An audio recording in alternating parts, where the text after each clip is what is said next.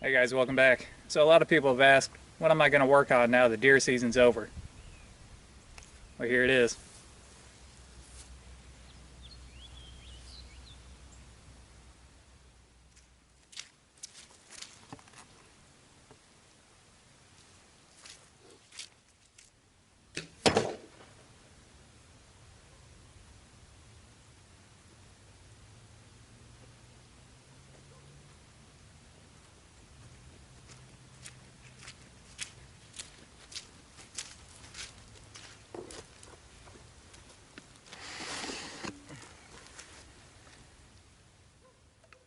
Hey guys, welcome back. So today we're going to be talking about the Southland Archery Supply Siege compound bow. Now let me begin by saying that's not the only name that this bow has. In fact, it's probably got about a half dozen names. Now the actual name that's on the bow itself, you might be able to see the logo there, probably not, is Man Kung. Now I haven't been able to find much out about the Man Kung Corporation, other than supposedly they've made component parts and accessories for some other more widely known archery brands here in the US, like PSE. So the quality control should be pretty good. The bow itself has pretty good reviews, and it's cheap. Comes in a couple different patterns here. This is the autumn camouflage, and I really like it. Just to begin our little first impressions video here, my first impression upon picking up the bow is that it feels pretty good, pretty solid. It's got an aluminum riser, fiberglass limbs, and the actual pattern that's on here, I was worried that it was going to be too glossy. You can see a little bit of a shine there. Now it's not a matte finish, which would be more ideal for hunting, but it's more of a satin finish. So it's kind of right there in the middle. I think it'll be okay. I actually think it looks really good. Alright, so ignore the accessories that this thing has on here because I put those on myself, such as this whisker biscuit rest, this sight setup that's on here there, that's a Trophy Ridge, Joker sight. Even this wrist strap here is made by Allen. It comes with no peep sight, none of that. And even the knocking point here, I had to install that myself. It doesn't come with anything for that. And I also have a quiver here that's also made by Trophy Ridge. It's pretty slick, but again, that doesn't come with it. And in fact, this doesn't even fit the arrows that I bought. It's made for carbon arrows and I shoot aluminum. So, you might be wondering, what does it actually come with? Well, that's kind of a topic of debate because it seems to come with different things depending on where you order it from, or just luck of the draw. I'm not sure exactly what all is standard to come in here, but you do get some accessories. There's some that come with it, there's some others. The rest that it actually comes with is pretty poor. It's just a little plastic doohickey that screws in. A little tiny flipper rest. Here it is. Yeah. It's not real great, but it'll work just to get you shooting. You get 3 different sized Allen wrenches here. A couple extra bolts. And you get a sight pin set up, which is not very good. But it appears to be metal. Yeah, it's metal. Some kind of metal anyway. And then your actual sight pins here are not fiber optic sight pins. But they seem to be okay. In fact, this sight pin setup is very similar to what I have on this bow behind me. Let me grab that. I don't think I ever showed this one on camera. This is the PSE Thunderflight Express, and as you see, I've got just about the exact same sight pin setup here. Now this one actually has a plastic body, so this one here being metal should be a little bit better than that. Anyways, there it is. These bows are actually fairly similar. You'll notice that the design of the Siege bow here, just by looking at the cams, it's got these twin round wheel cams here, is a design that we used here in the States back about 30 years ago. Now it'll still work just as good today, and there's some benefits of having a twin round wheel cam setup. and that is that it's pretty comfortable to shoot. It's slow, but it's actually surprisingly easy to tune, and it is comfortable. You don't have that hard wall that you hit with some of the newer bows. They're not quite as choppy. They're more instinctive, more closer to a traditional bow, which is what I'm used to. All right, and also the cables here, much like this PSE, the cables are actually steel. Now you probably won't be able to see that, but these are like an insulated steel cable, and it comes down to this little teardrop setup here that the string, which is made out of Dacron, is attached to. So whenever you replace the string, you only have to replace from here to here. It's like a 28, 29 inch string. That's all that needs to be replaced, instead of replacing all the cables and everything there, which can be a pain. Alright, so this is what you get. You get a sight that's not real great, but it's okay. It'll work, it'll get you shooting. The rest, again, not that great, but it will get you shooting.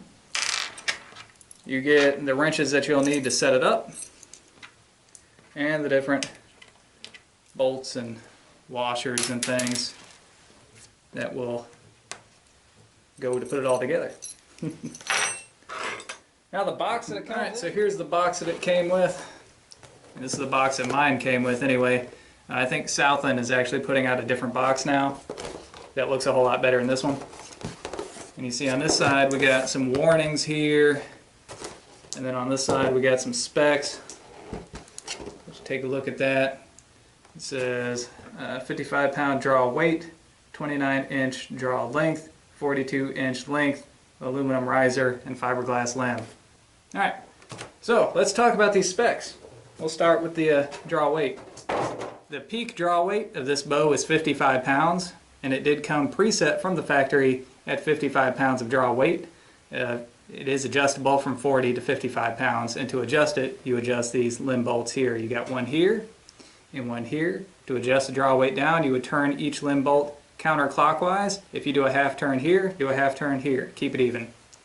Alright, so next up is going to be the draw length.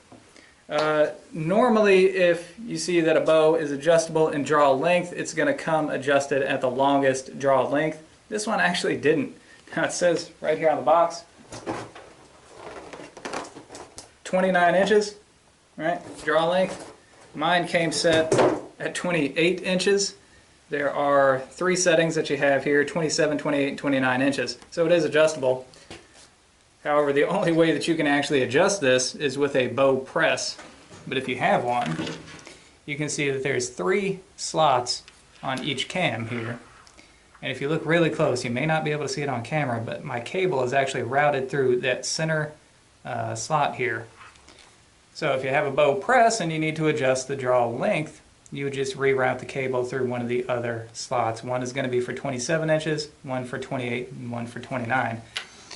Now, I was actually happy this came preset at 28 inches for me because that's my actual draw length. Alright, so it kind of stinks that you need a bow press to adjust that, but very few compound bows were ever made that you could actually adjust the draw length without using a bow press. So, and you can get a portable bow press for around 50 bucks, and it's helpful to have one, especially if you need to install things like a peep sight. You're going to need a bow press for that too. Alright, the overall length on this bow is 42 inches. It is 41.5 inches axle to axle. That longer length is very reminiscent of these older bows, like the Thunderflight here. See, it's just as long. And that's way more forgiving for somebody who shoots with a finger release, right? It'll also work just as well with a release aid if you're going to use one of those. But if you are shooting with a finger release, you're really going to appreciate that extra length there. Alright, so with that being said, let's take a few shots.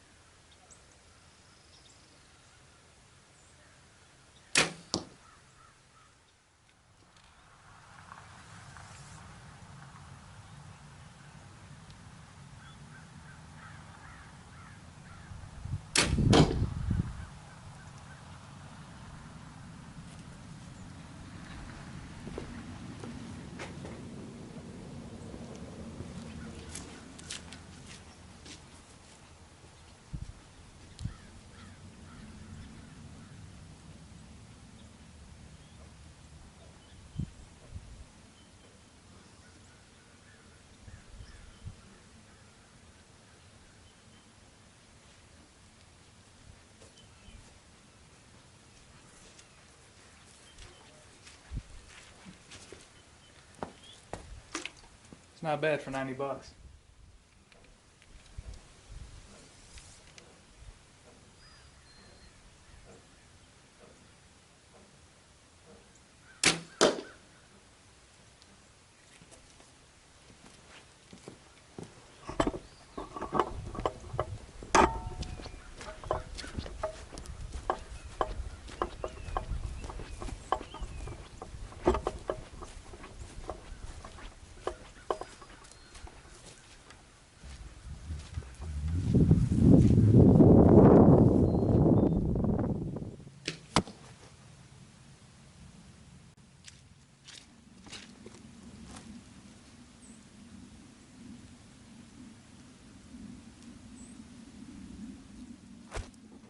Alright, so to sum it up, we have a bow that is adjustable from 40 to 55 pounds of draw weight and from 27 to 29 inches of draw length. It comes with enough accessories to get you going, although you're probably going to want to replace those pretty soon, as I've done here. And the actual speed that it shoots is fairly debatable. So I've been shooting this thing for about a week now, so what are my actual first impressions? Well, first off, it really reminds me of the bows that I grew up with. Right, like this one. And I mean, I love that about this. You've got these twin round wheel cams that make for a very gradual shot cycle. You're not dealing with a really aggressive cam design that's going to stack up weight really fast, and then you have this valley and then a really hard wall to deal with. This is all very gradual. It's really easy for me to transition from my traditional bows to this compound bow. And that's going to pretty much be the perspective that you need to go with. If you're used to a very modern compound bow design, you're going to think this is a pretty poor performer. Right? It's about 100 feet per second slower than what most people are used to. It's a lot longer than what most people are used to, and it's going to have a lot more hand shock than what most people are used to, because you do have these round wheel cams, and especially these steel cables here. But if you're a traditional archer, this bow is freaking dynamite. Right? I mean, any amount of let off at all is better than no let off, right? So this has a 70% let off. If you don't know what that is, that means whenever you get to full draw, you're only holding back 30% of the actual draw weight. That's the benefit of having, or one of the benefits of having a compound bow over a traditional style bow like a recurve or a longbow. But 70% is a good medium for me. The bows that I grew up with had somewhere between 50 and 75%. Now a modern compound bow is going to have somewhere around 80 to 90% let off, right? So it's all going to be about perspective, whether or not you like this thing. Now you can take some steps like adding a stabilizer. I don't have a stabilizer on here, but if the hand shock is a lot to you, you can put a stabilizer on there and that'll help a little bit. There's other things that you can add on here too that will help with that. I found it to be very quiet for what it was. I don't think that I'm going to have to add any type of string silencers or anything. And you know, because I've hunted with bows successfully that didn't perform as well as this, I know for a fact that this is going to do just fine in the deer woods this year. So I'm really excited about using that. Anyways guys, so just keep that in mind. If you're thinking about getting one of these, is what are you used to? Right? If this is going to be your first compound bow, I think you're really going to like this.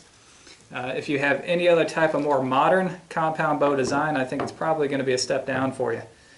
But anyways, that's what it is. If you want to see more videos like that, just drop me a line in the comment section below. And I hope you guys enjoyed it.